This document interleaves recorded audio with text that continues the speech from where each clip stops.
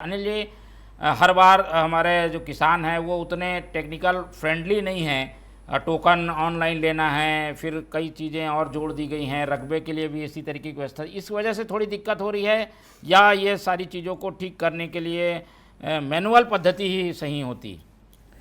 ये देखिए मोहन, अगर आपको ईमानदारी से काम करना है तो चाहे मैनुअल हो या डिजिटल हो, कहीं प्रॉब्लम आना नहीं चाहिए। दुर्भाग्य है, किसान हमारे प्रदेश का अन्नदाता ही नहीं, सरकार दाता भी है। वही सरकार बनाता है।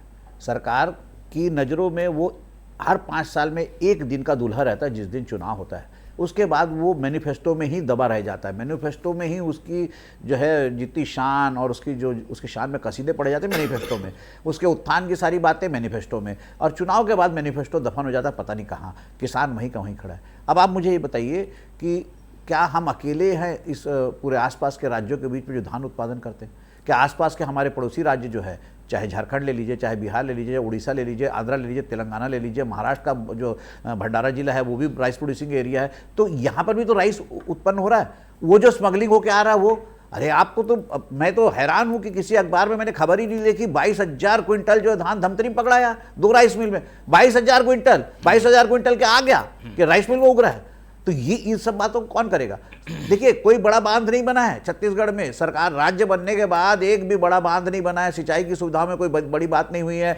हर बार जो है, हर साल जो है इस बात को लेकर हंगामा होता है कि किसान को मानक बीज नहीं मिल रहा है। हर साल इस बात को लेकर हंगामा होता है कि किसान को खाद नहीं मिल रहा है, मानक बीज नहीं मिल रही है, न बांध बने और पैदावार रिकॉर्ड हो रही है। अरे सूखा भी पड़ेगा तो भी पैदावार रिकॉर्ड होती है, सिर्फ कागजों में।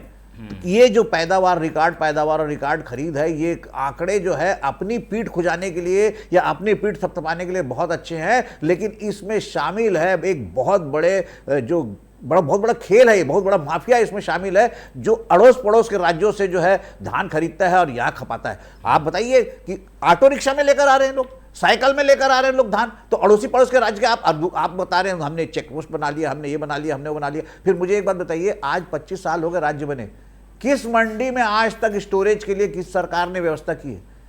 खुले में पड़ा रहता है धान, उनका सड़ता है। उस सड़न का और उस खराब होने के धान का कोई हिसाब आज तक किसी ने दिया है? हर साल धान सड़ता है, हर साल किसान वहीं का वहीं खड़ा है। आप किसान के जीवन उत्थान की बात करते हैं, ठीक है।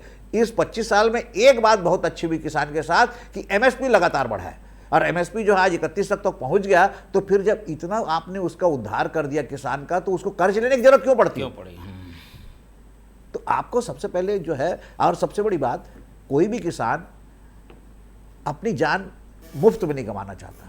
अगर कोई किसान आत्महत्या कर रहा है तो उस पर यह कहना कि ये किसान आया ही नहीं, ये प्रशासन की लापरवाही नहीं, प्रशासन की उद्दंडता है। ऐसे में कम से कम आप जांच तो कराइए कि वो आया है या नहीं। उस क्षेत्र के जो भी जिम्मेदार अफसर है, आप उनके खिलाफ जांच तो शुरू करिए, आप उनको दोषी को सजा तो दीजिए। किसान मर जाएगा क्या? तो आप अगर एक ठीक है, मैं मानता हूं कि एक केंद्र की गलती को लेकर सारी व्यवस्था को दोष नहीं दिया जा सकता, लेकिन मैं ये कहता हूं कि एक केंद्र में भी गलती क्यों हो? जब आपके पास इतनी बड़ी टीम है तो कर क्या रही है? एक ही तो त्यौहार मनाते हो छत्तीसगढ़ में, किसान की खरीदी, धान खरीदी का त्यौहार, और उसको भी ढंग से नहीं मनाते। आपके पास किसान की खरीदी के बाद, धान खरीदी के बाद कौन सा काम है? सारे खाली बैठे रहते हैं वो सब विभाग के लोग। तो खरीदे का पूरी तैयारी करें। हम बोलते हैं फुल प्रूफ तैयारी करिए, किसान का एक एक दाना खरीदा जाना चाहिए। रकबा कम हो रहा है, किसान कम हो रहे हैं, और खरीद पैदावार ज़्यादा हो रही है, रिकॉर्ड खरीदी हो रही है। तो ये सब क्या है? क्योंकि अड़ोस पड़ोस के राज्यों से आ रहा है। फिर सबसे बड़ी बात यह है कि केंद्र में आपकी सरकार है, सारे राज्यों में एक समान दर कर दोगे तो क्यों वहाँ का आदमी यहाँ लाएगा? चीज़ों को ठीक करने की अगर बात आए तो अनिल जी क्या सुझाव देना चाहेंगे? कैसे व्यवस्था में ठीक किया जा सकता है? हालांकि डिजिटल तरीके को अच्छा माना जाता है, लेकिन उसमें भी खामियां हैं। नहीं, देखिए, डिजिटल में कोई प्रॉब्लम नहीं है। डिजिटल अगर कर रहे हैं व्यवस्था, तो देखिए आप ज़माने के साथ तो चलोगे। तरक्की तो, अगर समाज तरक्की कर रहा है, हमारा देश तरक्की कर रहा है, तो हमको तरक्की करना ही पड़ेगा। सोसाइटी उसके साथ ही चलती है। अगर डिजिटल में कोई प्रॉब्लम आ रहा है तो ऑफलाइन की भी व्यवस्था होनी चाहिए। देखिए, इसमें कोई शक नहीं है कि हमारा प्रदेश जो है, वहाँ पर बहुत सारे इलाके ऐसे हैं कि जहाँ पर आज भी जो नेटवर्क का प्रॉब्लम होता है, वहाँ का किसान इतना ज़्यादा जो है वो जो एडवांस जो टेक्नोलॉजी है उससे वो क्लेमटाइज नहीं है, उसको जानता नहीं है। तो अगर ऐसे में अगर ऑफलाइन की भी व्यवस्था है तो कोई बुरी बात नहीं। दूसरी बात ये है, मेरा कहने का मतलब ये है कि अगर आपके पोर्टल में प्रॉब्लम आ रहा है तो आपके सर्वर में प्रॉब्लम आ रहा है, आपके पोर्टल में प्रॉब्लम आ रहा है, तो आपकी जो टीम है सरकार की, वो जब जब खरीदी जब शुरू हुई, उसके पहले आपके पास 1-2 महीने का जो समय था जब आपने खरीदी की तैयारी की, तो उस समय उसको फुल प्रूफ चेक क्यों नहीं कर लिया कि भाई पोर्टल में कोई समस्या नहीं आनी चाहिए, या जो तुहर ऐप है उसमें कोई समस्या नहीं आनी चाहिए। ये तो अधिकारियों के हाथ में है, ये तो मशीनरी की, सरकारी मशीनरी के हाथ में है कि वो चेक कर ले। 100% अगर चेक कर लेते, 100% फुल प्रूफ अगर ऐप होता या आपका जो पोर्टल होता, तो काहे दिक्कत आती। फिर आपके अधिकारी करते क्या है? फिर सबसे बड़ी बात, आप अधिकारियों पे दोष ही नहीं मढ़ना चाहते, आप अधिकारियों को हमेशा क्लीन चिट देना चाहते। अरे भाई, जो जिम्मेदार अधिकारी है, एक अधिकारी के खिलाफ अगर कार्रवाई होगी तो अगली बार से सारे अधिकारी सचेत रहेंगे, ठीक से काम करेंगे। मामला किसान के हित का है।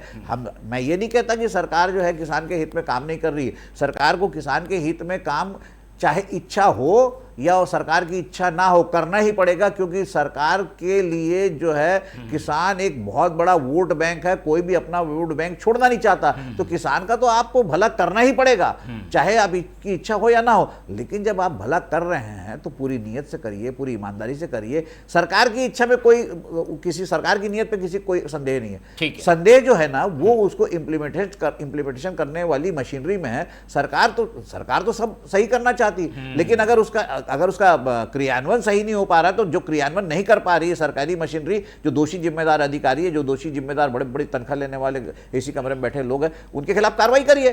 क्यों नहीं करते कार्रवाई आप?